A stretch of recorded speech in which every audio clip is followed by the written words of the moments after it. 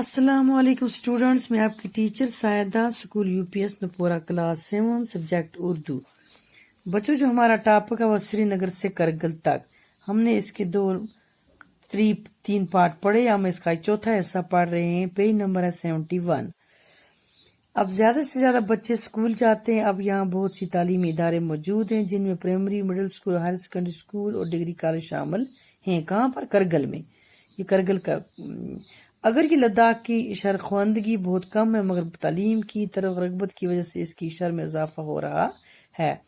آج کل ملک کے دوسرے حصوں کی طرح کرگل میں بھی مردوں کے ساتھ ساتھ عورتوں کی کثیر تعداد مختلف سرکاری دفاتر، اسپتالوں اور تعلیمی اداروں میں کام کر رہی ہیں۔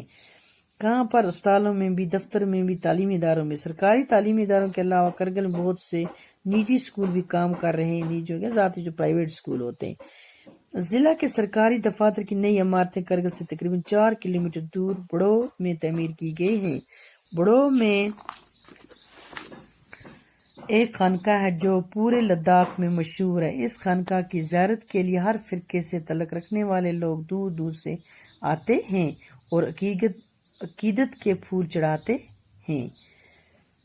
بچوں، اس کو اچھی طرح لرن کرنا اور انڈر لائن ورڈز اپنی کاپی پر لکھنا۔ انشاءاللہ ہمیں اب لاسٹ پیرا رہ گیا ہے، ہم انشاءاللہ نیکسٹ ویڈیو میں اسے آگے پڑھیں گے۔ اللہ حافظ۔